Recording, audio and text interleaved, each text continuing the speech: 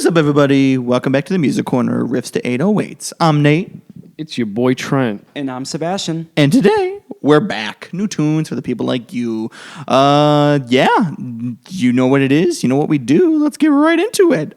Popping off, starting out with a new album from Spelling in the Mystery School. Sebastian, go ahead and start her out.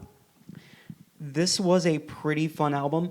As a guy who really enjoys a lot of different vocal techniques and stylings, I really fucked with this quite a bit. Spelling, their last album, did not do much for me, unfortunately. I remember being super let down. I unfortunately watched the Anthony Fantano review first, so I was like, oh, this is going to be best album of the year. Easy. Based Fantano. Yeah, it didn't do much for me. I still see the appeal in it. I still see the appeal in Spelling, because I will say, this album did a good amount for me. I wouldn't say it's my favorite of the week, but it's certainly up there. Walk Up to Your House was a really cool, kind of like gothic kind of thing at first.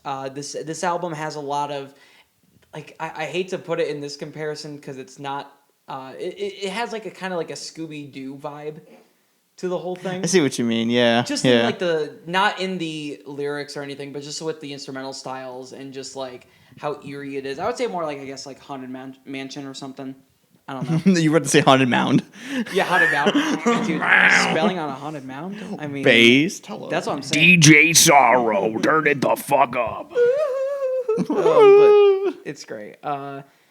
It just was a great album from start to finish.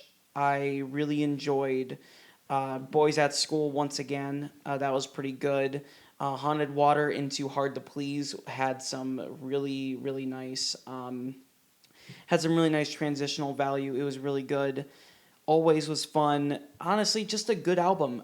Just good piano balladry right here. Great, just very versatile vocalizations, instrumentals on top of that. Yeah, if you like that singer-songwriter thing, if you really like your witchier type of things, I don't really do that kind of stuff myself, but if you find yourself going to a local park and gathering around a tree trying to summon a god that's probably been dead for thousands, if not millions of years, there you go. This is your album. And your man is actually going to be Adam Levine. Exactly. And then Witchy. Lastly, my rating, I forgot to do that, is a 7 out of 10. Hells yeah. Yeah, that last Spelling album I really wasn't a fan with either. The Turning Wheel, I think is what it was called. I understand, Fantano gave it a 10. That was the one I didn't see. It's a very acquired taste, I guess. And I think the main thing that really separated me from is even enjoying it a lot is her vocals on that one specifically. They were very high. Kind of like thing going on there. It was very majestic, sure, but it just, I don't know, it was just kind of like nails on a chalkboard almost, like bordering that, I would say, because it wasn't the worst thing ever, but it was definitely like something that doesn't appeal to me specifically. However, her other album, Maisie Fly, really fucking good. I went back and actually listened to that one following our review of The Turning Wheel, or at least not long after that, I believe. And I really liked her electronic elements that she had in there. Her vocals, I think, were also kind of like the same way, but it worked better, a lot better, I would say, and was just a lot more appealing to me. And then going into this one, I kind of was just right in the middle, kind of went in with a neutral expectation, wasn't expecting anything crazy. But I mean, that opening track, Under the Sun, I'm pretty sure that was the opening track. If not, second one then? Yeah, second track, yeah. Oh, yeah, that's right. It was like a slow opener, and then the second one, I was like, okay, now we're getting somewhere, So, like, a little slow of a start, but, like, once I got to Under the Sun, I felt like it kind of stayed very consistent for the rest of the way. Maybe a little bit draggy with songs like, Boys at School and, like, maybe, like, Revolution, which are, like, over 5-minute songs kind of thing, Same with Always, but it still wasn't a bad listen at all. It was just very consistent. It was pretty damn solid, like kind of Sebastian was saying. It felt a bit witchy. Even just looking at the album cover alone, you're like, it's going to get into some interesting little witchy stuff here. Get the brew stirring, get the pot going. Overall, I give it a 7.5 out of 10. If you like your little experimental indie alternative music, this is the route to go. And it was my second favorite of the week. Trent? To everybody's surprise, this is my favorite album of the week. That is actually a huge. I know. Oh, okay. Yeah, very, very big surprise here. No, I liked it. I also give it a 7.5. I'll start out by saying that. A little 7.5 out of 10. The witchy shit, I agree with. Just gonna, make it known that listen to it, you'd be like, wow, I can see it. Adam Levine, where's your girl? But no, yeah, they coming into walk up to your house and Under the Sun. I think is a great little opener there. I think overall my favorite songs were Cherry, Boys at School, and Always. I think it was great, especially Boys at School, which I can't remember if it's like a redo because Boys at School is also on the other album. What the heck is that called? The Turning Wheel. It's also on the Turning Wheel. Oh. There's a song called Boys at School. I can't remember if it's a redo or not. Don't remember. But at least this Boys at School was good. I really, really liked it. Kind of like that slow start and then going into that. I don't want to say heavier stuff towards the end. I mean, it's 8 minutes, but no, it was good. Pushing the boundaries of some of the genres and stuff. It's on the. I say this album is on the edges of everything. Mm-hmm. It's a very mixed bag, but we like that here. We do, yeah. And surprisingly, I like it because sometimes I don't like that shit. But no, yeah, really a banger, 100%. Go fucking listen to it. Hell yeah! All right, moving along, we got a new album from the band The Armed, Perfect Saviors. Trent, go ahead and start this one out. Yeah, this was honestly, I interpret it as a little bit of a jazz fusion. That's fair. Yeah. Yeah, I didn't really look into it, but I was like, it's kind of dope. We like it. I think they portrayed that genre very well. Instrumentation was done well and diverse. Had a little bit of sax in the mix. If you've been listening for a minute, I love sax. And I was pleased. This was the first album I listened to of the week. It was a great start to the week overall. Pretty fucking decent. Wound up giving it a Music Corner 7. It's gonna be a trend this week, by the way. Giving Music Corner 7, and that's it for me. Short and sweet. Boom boom pow. Sebastian. I thought this one had really good instrumentals, good vocals, but unfortunately the two were not mixed very well. And that's where I kind of fell off with the album. I just found it to be a little bit just undermixed and just felt underwhelming because of that. Not to say what they were doing was bad. It was just I just feel like it was a little bit buried, a little bit just rumbly with not a lot of coherency. That was my biggest issue with it. I don't think it was a huge thing against the artist. I obviously think they can play very, very well, considering that's a very jazzy kind of art rock kind of style, the combining elements of both of those, and I enjoyed it quite a bit for what it was. It's just unfortunately not something I would find myself returning to due to that. The song FKA World was really good as well. I will at least throw out some of the tracks I did enjoy. Public Grieving was a pretty damn good closer for the album.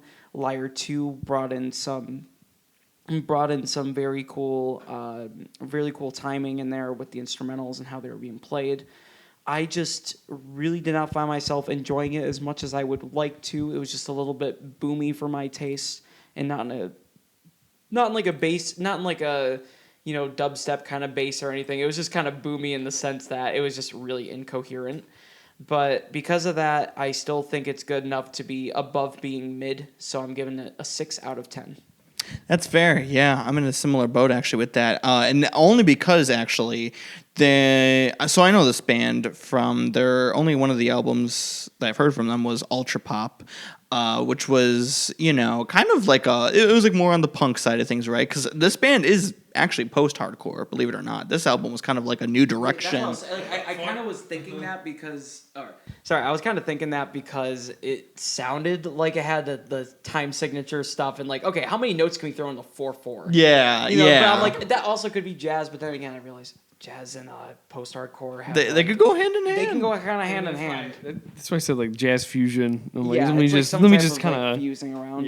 And like the last album they had Ultra Pop, it really did have more of that post-hardcore, and it was kind of like experimentally with like noise rock and post-punk and like a little glitchy, like and disorienting kind of thing, and it was really unique and really cool. I highly recommend that album for sure by them.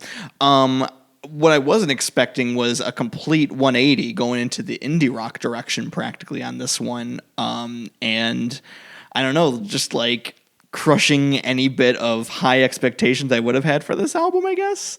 I mean, I don't know. Like, I just remember that it was solely like indie, and there was nothing much else to this album, unfortunately. Like, and that's on like, first couple listens alone, I mean, maybe I could change my mind over time, but like, I was just really bored with this one. It's not bad by any means. It doesn't sound bad at all. I mean, it's not really rough. It's just very boring, very not my style. I would have preferred the true to heart post-hardcore sound, I guess, but with that, I mean, I just gave it a 6 out of 10. I mean, kind of keeping it short and sweet with that. I just, a little disappointed, but what are you going to do? It is what it is. But all right, moving along. Got a new album here from Holding Absence, The Noble Art of Self-Destruction. Holding Absence is back, coming off of their The Greatest Mistake of My Life album, which we did cover back in 2021. I remember it was decent. It wasn't like, it was no debut self-titled album. That album is still like top tier shit, I mean, it's got like those elements of post-rock and shoegaze and alt metal, like that very obvious, like, kind of like Deftones-y, Loathe kind of sound, that I've come to just absolutely love over the years more and more.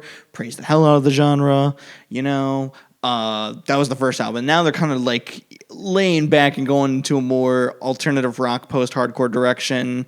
With The Greatest Mistake of My Life is what it was shown to be, and now this one they kind of has just embraced that style and have like, kind of, I wouldn't say slowed everything down, but they've definitely made things a little less interesting, I would say.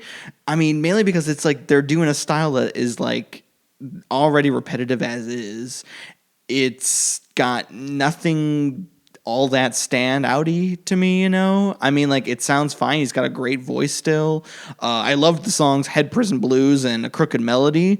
But even then, it was just like, I don't know, I feel like it was like still like missing something like after that point. I mean, like, sure, there were the slower down songs and everything. I'm pretty sure there was like a piano ballad in there somewhere, I think, if I'm recalling correctly. But even then, I was just like, there's no rawness anymore like there was on the debut album. And that's what I really, like I said, I really come to know and love with this band. And like, they've kind of, I don't know, wouldn't say it's like more commercial by any means, but maybe more accessible, if you want to put it that way. And it's not necessarily a bad thing. I mean, good on you. Get on those festival cards, get on those headliners and openers for big bands. But like, I just think they're taking it back too much, I think. And I think they need to reintroduce that rawness and the more darker themes, because that's another thing too. This definitely feels more lighter, and not to get all like sad bitch boy or anything like that, but I really preferred it when it just felt dark and gray like the first album. We love sad bitch boy. We do love sad bitch boy though. That is very true. But like, at the same time, it's like you could make something good sound. You could make lighter stuff sound good, This just isn't it for me. So at the end of the day, it's 7 out of 10 still. I mean, like I said, everything sounded fine, totally good. It's just a tad bit on the light generic side for me, but that's all I got. Trent? I'm in agreement. I also gave it a 7 out of 10. Only thing I disagree with is Head Prison Blues. That is my least favorite song on the entire album because I feel like his vocals are the weakest on the entire album. And for a first track, that is a big yikes, and it immediately threw me off the album, which really sucked. Which, to be fair, I felt like I was kind of like forcing myself also to like it because I was like, I wanted to like the album, and like I was pushing through. I'm like, okay, it was good. Kind of like, you're kind of like, Yeah, well, and like because of the one from 2021, and because of like you said, you listened to the debut, and it just isn't it. Yeah, and I totally get that. I'm like, there's probably one or two bands where I'm like, I have to like this album because the debut was fucking awesome. Oh shit, who did we do 2 weeks ago? Who was that?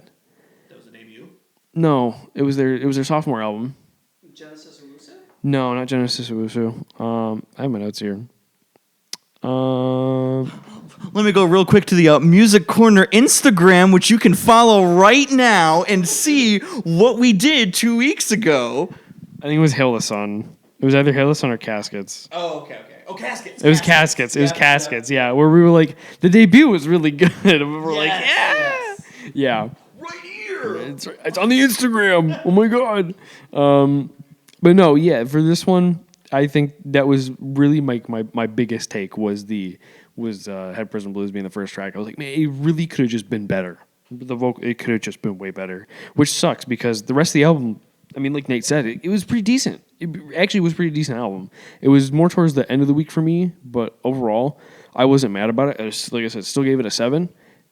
It's pretty okay. It's pretty okay. Sebastian? I did not like this one.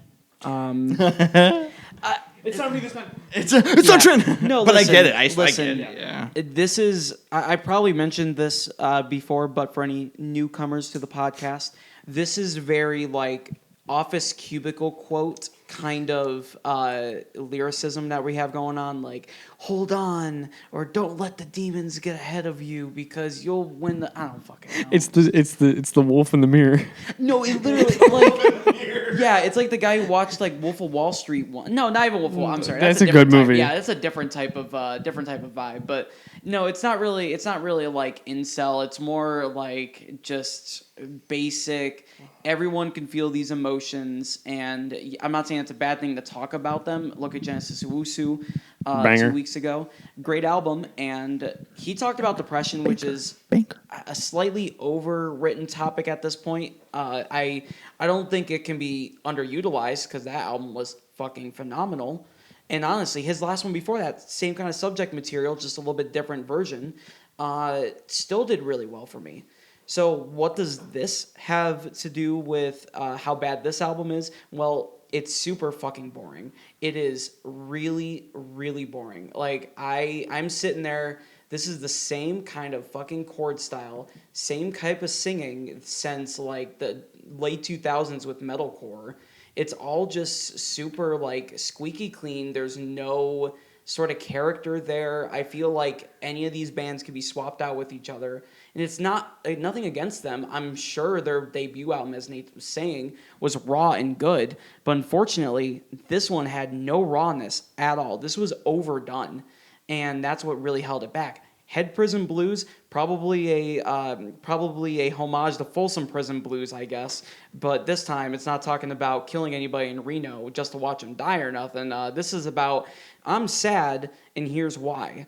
And it just does that, and it just repeats that theme over and over and over again. It's like, fuck, just give me something, man. Give me something tangible. Give me, like, a personal experience. I don't know, you're a metalcore vocalist. You probably did shitty things to women. I'm just kidding. Holy shit. No, I'm kidding. Okay, that was in bad taste. I'm sorry. That was bad. Oh, my God. No, just with the scene. But... no, it's just I'm just really tired of this. I'm sorry. I need rock and metal to do something fucking different that isn't the same two fucking choruses, same verse, maybe a little bit of a heavier instrumental / sort of a breakdown that has like harsher, gritty vocals. It's like, come on. Do something different. Yes. Even if it's Lorna Shore putting 58 layers on every single soundbite of their music and just, let me just add as many layers. Like, that's at least something different.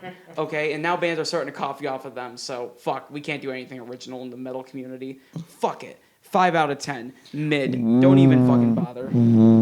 Don't even bother. Well, Nate, I'll see you later. I'll say, hey, good knowing ya. Yeah, I mean, hey, there you have it. Take that as you will. Moving along to hopefully something we can all come back together and enjoy and kumbaya. The new Earl Sweatshirt and the Alchemist album, Voir d'Air. I can't pronounce things. Yes, Earl Sweatshirt. Voir d'Air? I don't think it's Dyer. I feel like it's I can't be Voir d'Air. I don't know. But then again, like, We don't spell here. We're spelling. We already did. Oh yeah, that's what I'll say. We don't need to spell anymore. We're good. We already had it. Go, rewind the episode. You'll see it. Welcome to the American version of English. Yes, Earl Sweatshirt is back, coming off of his Sick album from last year, which it fucking was. Made my top 10 at least. I mean, I was pretty damn sick. Short and sweet with that album, but also my favorite rap album of the year. Probably because of yes, so it's simplicity, but also just certain beat choices that he used and sampling and some of those bass drop moments. I can't remember the song at the moment, but it was the fourth song off the album, and I think it was with the rapper Visions on there. I remember. I just can't remember the name, but or the song might have actually been called that. I don't know. Anyway. The birds in the background. Yeah, and it's I wanna be myself. Yeah, no, that one was a fucking banger. You were jumping a giant. So he's back working with the Alchemist now on an actual full album. I think they've done songs together previously and just on and off kind of thing, but never a full collab album. And I mean, this is just kind of what you would expect from both Earl in terms of rapping and the Alchemist in terms of production. I mean, you get those nice chill lo-fi beats for the boom bap fans out there, and Earl's just dropping bars like how you were saying earlier, Sebastian, how it just feels all freestyled. I mean, you got Mike, who I've heard his name. I don't know if I've listened to an album, but he's bringing a feature on here and doing some bars there too. I mean, there's no bad songs on here. It's literally 25, 28 minutes. It's not officially on any platforms, I don't believe. It's on some website, the Music Gala or something like that. It might just be due to sample clearance. Probably for now, yeah, because one song only is on Spotify. That's what I was thinking, because because it's one of those albums where we probably shouldn't release this unless we get everything cleared and not end up like Danny Brown after Atrocity Exhibition. Right, who had to pay quite the load. I've heard. Unfortunately, great album. Worth it, yeah, fuck. Worth it though. Yeah, shout out Danny Brown. But no, I mean it's exactly how I'm describing it, and if you love that style, it's going to be for you. It's my favorite album of the week at an 8 out of 10. I will say though, as a critique, I would have preferred something a little more out there, I mean, I know the Alchemist is capable of doing some crazy, production stuff. I mean, look at Alfredo with Freddie Gibbs. That's probably his magnum opus of albums. Freddie too. Well, next to Freddie, the album, with Automatic and Pinata? Yeah, Pinata. Yeah, Pinata too. Yeah, sorry, I keep forgetting to turn on my mic. Oops. But no, I mean, even then though, that's just a small critique. I mean, they're doing what they do, and they do it really well. And if you like boom bap, you're gonna like this. So there you have it. Sebastian, this was definitely my favorite album of the week. I need to give it a couple more listens for me to truly cement a final score for it. This is kind of a tentative score for right now. Obviously, it'll be going up on the Insta, so. Follow us once again. Music Corner. It's good. This album has a lot of really good, just simplified, awesome sampled beat. Alchemist has a really good ear for production. Always has. I mean, guy just knows how to make a solid beat, honestly. Earl coming in with these very slow, meandering flows, and that's a really good thing to say because I really like when he does that style. Who knows? I feel like this actually was freestyled. It just seems a little bit too free form in a lot of the lyrics, especially how he would take some extended breaks or two between verses, and it seemed like he was just coming up with it on the spot as he went. And I'm giving that a lot of credit because it sounds like a really good freestyle. It almost sounds like, oh my God, I forgot what it was, but it was a huge posse rap with LP. And he count the 13 without with Danny Brown. Yeah. Yeah, that was a really fucking good posse cut. Ham sandwich. Oh, yeah. Ham sandwich. I don't know, man. That was also a really good Earl freestyle. And a good posse cut without Future. Yeah, without Future, yeah. But yeah, this album just really good. I just listened to this probably 30 minutes ago, so a lot of my takes and a lot of my opinions of it have not really cemented, but watching our 4K footage of walking through New York while listening to this was a really good backdrop. I felt like I was watching like an episode of The Sopranos or like Atlanta or something. Just like hearing just the really like chilled out rap over like city or even Heavy Traffic. If only if it was black and white. If it was black and white, it would have really like cemented the vibe. Yeah, just or like honestly like a Far Side music video. Yeah, that honestly I could see. But yeah, good retro reduction. No. A good like retro throwback that isn't heavily reliant on the whole throwback aesthetic. Really good lyricism. Very just almost. It's very raw. Like if you like that good fucking raw shit, this is definitely it. Earl coming in with an 8 out of 10 with The Alchemist. Easy. Trent?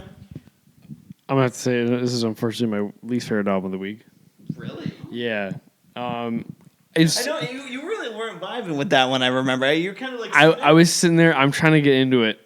And now, even though it's my least favorite album of the week, it's still a 6.5. Yeah.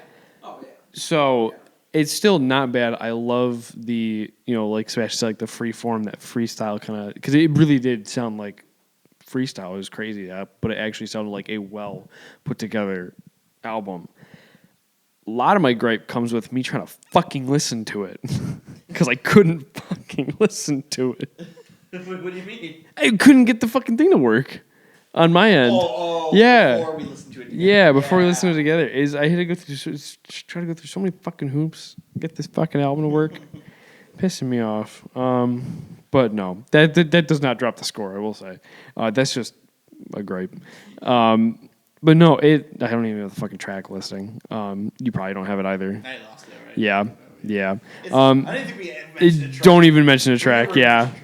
But no, overall, it was still pretty decent. I don't know who the features were, but It was just Mike. Oh, it was just Mike. That was it. Oh shit. All right, never mind. Yeah. Overall, like I said, it's still pretty decent. If I can listen to it a few more times, like in my headphones on, just kind of sit, take notes on it, may like it even more. We'll see. But yeah, at the moment, 6.5. We just chilling. There you go. There you have it. All right, moving along here. We got the, weirdly enough, the debut album of Victoria Monet, Jaguar 2. Not to be confused with the first one that was an EP that we covered back in 2020, but this is the debut, technically. Why not have a debut as a sequel, Sebastian, go ahead and start her out. I had very positive thoughts about the last Victoria Monet EP, I guess. I know. I don't get it. I don't know. Yeah. Artists, Yeah. Needless to say, Victoria Monet, very popular for writing a lot of Ariana Grande's work, coming in here with a full-length album, and I think she does it pretty well. I really like Jaguar 1 a bit more over this. I'm not going to say it was like way worse by any means, but it just wasn't as... It didn't really stick to me as much. It didn't really sit with me as well. I still enjoyed it quite a bit, though. Smoke, the first track with Lucky Day, was a really nice, sensual tune.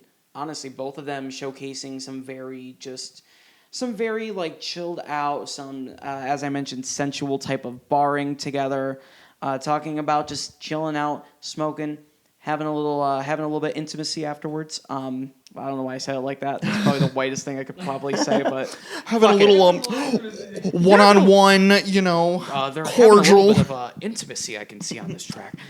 get a little sexual.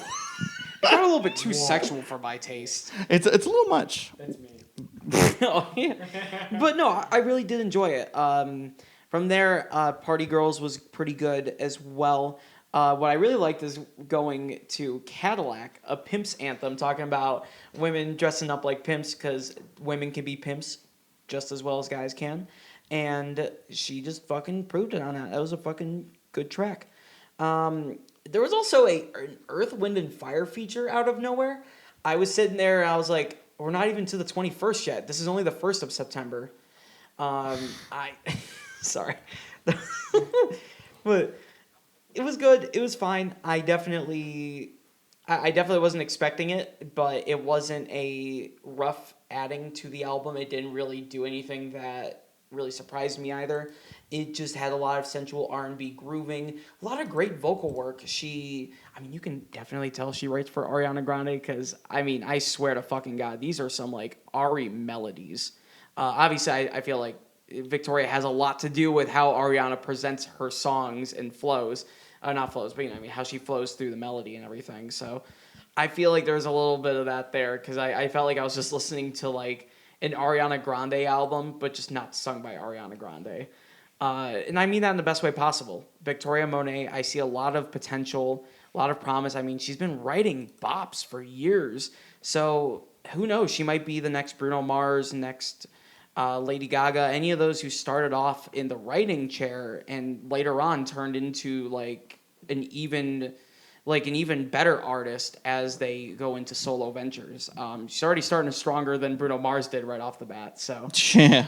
yeah, the truth. This is a good album. Definitely like it's good. It's just I wish it could have been just a little bit more just straight to the point and had some more maybe up tempo. Maybe I'm just a hype beast that's just looking for some like energy. I'm not always looking for some slow shit, but I feel like this album did it very, very well. Victoria Monet, 7.5 out of 10. Hell yeah. Going into this one, I recall Jaguar being a pretty decent EP. But Homeboy SG Lewis on a track, I'm like, all right. This is pre times too. I was like, okay, we love that. Wasn't there Khalid? That's right. Khalid was also on the track too. I forgot they were on the same one. Our favorite feature artist, yeah. Right? Honestly, no more albums, just features. Just features. That's all you need from Khalid. But yeah, Jaguar, pretty solid effort, So going into this one, I thought, hey, you know what? It's the sequel. It might be pretty good. And it was pretty good. I agree with Sebastian. I think the first Jaguar was a little bit better and more memorable for sure. You can go wrong with that opening track though with Lucky Day. Very sensual, very like casual, very chill, the good vibes on that track. Smoke. Party Girls too with Buju Banton? Boohoo Banton? I'd never heard of this guy, but he brought it on Party Girls, another, pretty banger track, I'd say, on there. And then everything else kind of like, it sounded good and everything flowed well. It was very, you know what it reminded me of? It reminded me a lot of like, a slightly more chill Janelle Monáe. For the newer Janelle Monáe album. Oh yeah, it's a more it's just a little bit less tropical, I guess. It literally just less tropical and more. Yeah, Mai Tai without the mango. Right, exactly. Like this is like I don't know, just the night out, R&B style, chilling in the car, like driving around, sort of thing. That sort of vibe. And while it's a good vibe, I just felt it got a little too repetitive. Not much to show with her vocals as well. Like she's not really like doing anything impressive with the range wise. The Ariana Grande, influence and like the work that she's done for her and everything is definitely present here. But Ari vocally, it's just hard to top her. It's very hard to, top Ariana Grande in terms of vocals. It's fucking Ariana Grande. What are you going to do? But at least, it still has the vibe in terms of production, writing, and just like style, End of the day, it's a 7 out of 10 for me. Yeah, really not much else to it. Shout out Earth, Wind, and Fire for making a cameo. And also, apparently, their last album, fun fact, was a Christmas album from 2014. There you have it. Trent, go ahead. I just want to start out with my favorite lyric from this album. Okay. I could be riding horseback towards you.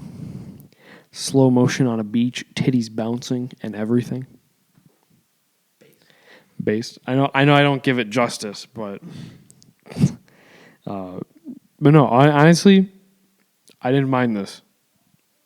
I'm moving up in the world. I thought it was pretty good. The only things I laugh at, I do not like Smoke as an opening track. I thought it just did not fit the vibe originally, which is interesting. was not the best pick. And also Party Girls featuring Majin Buu. Did not like that track either. Or Boohoo Banton or Majin Buu. Majin Buu. Get out of here. Yeah, we got Mr. Boo on the track.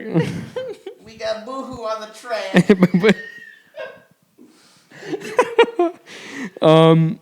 No, overall, also the lyric that I took was the first line of "I'm the one." Oh. Yeah, I was like, I had to check really quick. I was like, was that "I'm the one"? Yeah, it was. Yeah, overall, it was. Oh shit, where the hell are my notes at? There it is.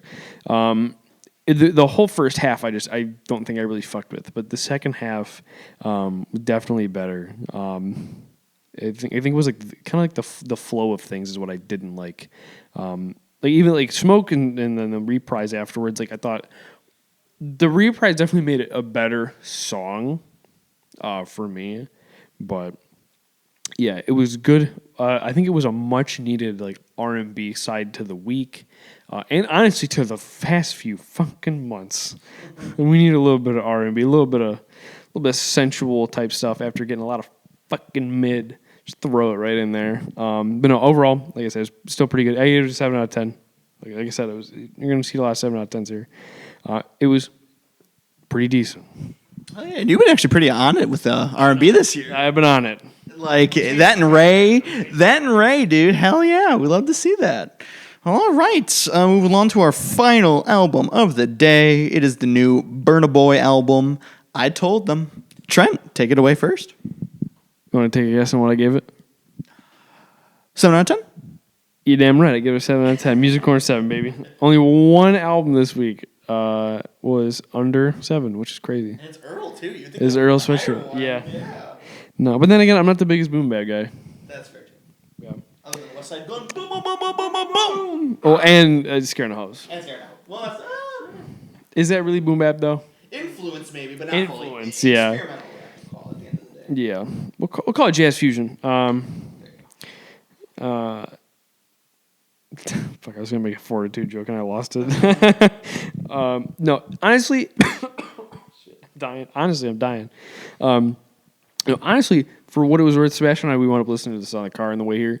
As much as we were making fun of the jizza. Yeah, the jizza feature that should have been moved to a different song. Not to say it was like bad where it was, but yeah. No, we were like, why didn't you have Giza on Giza? Like, you literally have a track called Giza. Like, what? Crazy. But no, overall, I think it was pretty good. Sitting on Top of the World, I think, was like one of my favorite tracks. I mean, really, really solid feature from 21. He did something for Burna Boy. It's a little Drake reference there. No, overall, for what it was worth, it was just a nice album for the week. Especially listening in the car with Sebastian. We were just having chill time listening to it. It was great. I am going to wind up listening to this one again. I'm probably going to listen to this whole week again. Just headphones on, just fucking take my notes, sit there. Because I think some of them will change. Some of them might go up, some of them might go down. And Burna Boy, I think I can definitely give at least 7.5, maybe an 8, because I actually did really enjoy it. So There you have it. So you said 7, though, at the end of the day? 7 at the end of the day, it's a 7 out of 10. There you have it. Gotcha. Good shit. Sebastian? yeah, Burna Boy. I told them, and I told them it was pretty good. Burna Boy, Nigerian singer-songwriter, coming out with this album. It's good.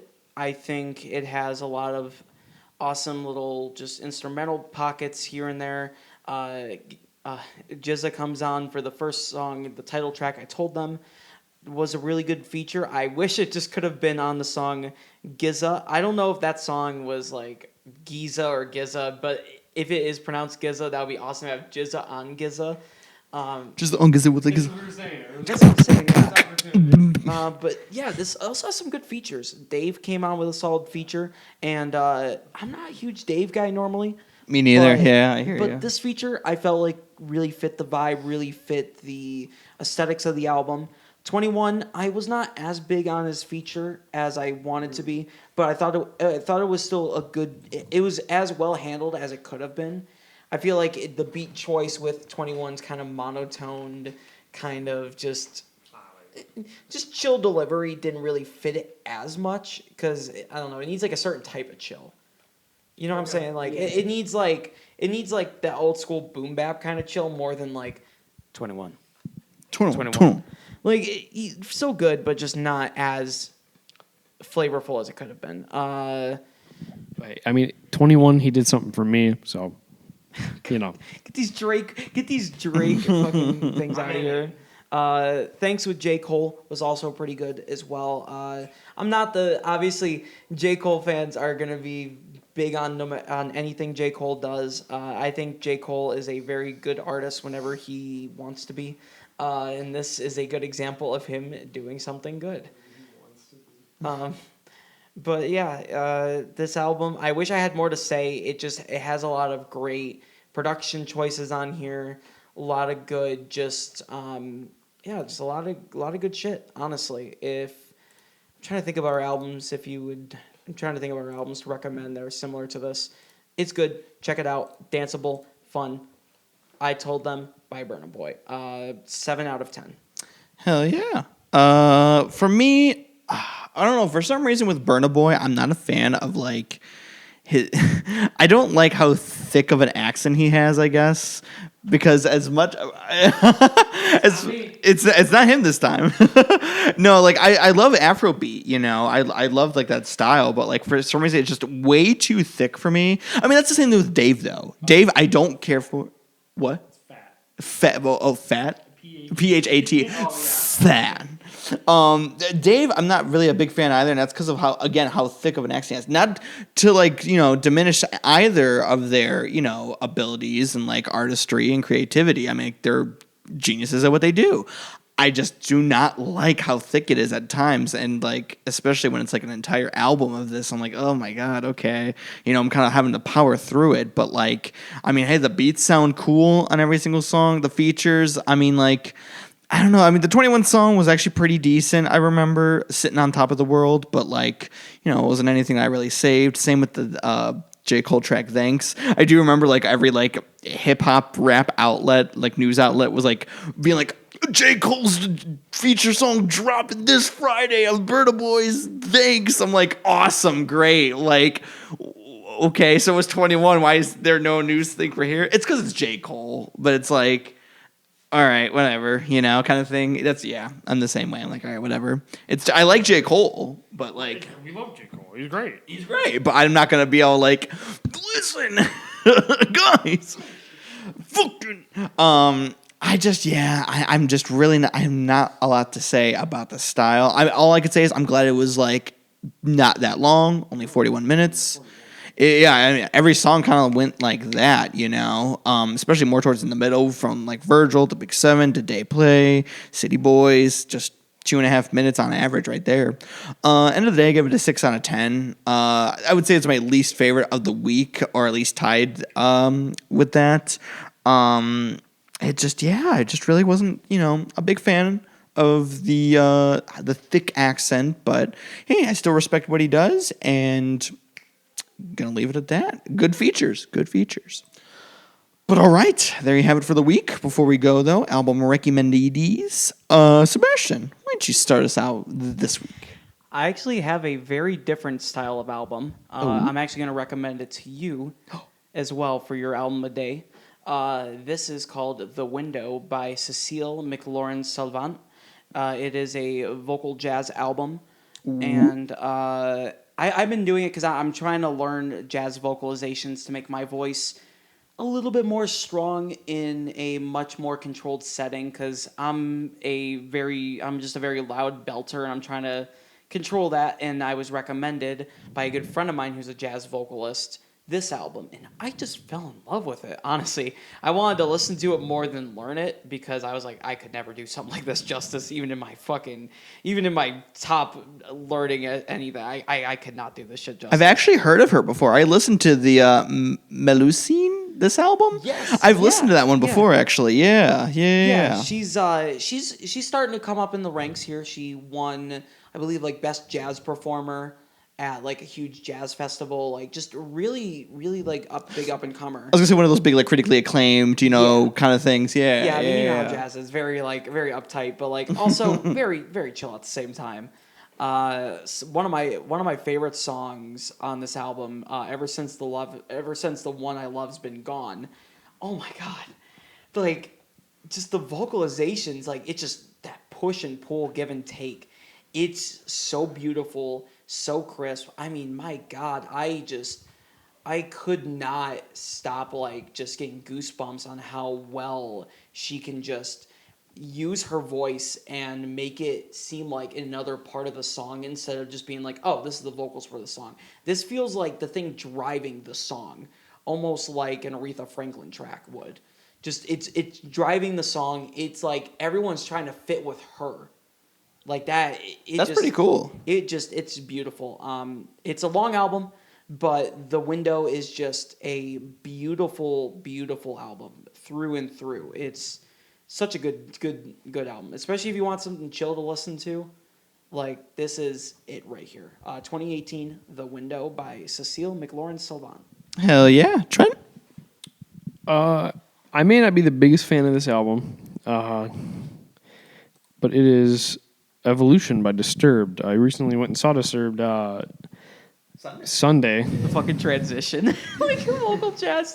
Here's Disturbed. Here's Disturbed, which this is Disturbed's like first take at a very slow album, like a very and Evolution. I think they literally was like, yeah, this is now the evolution of our music because I still think Immortalized is the best Disturbed album, and that says a lot.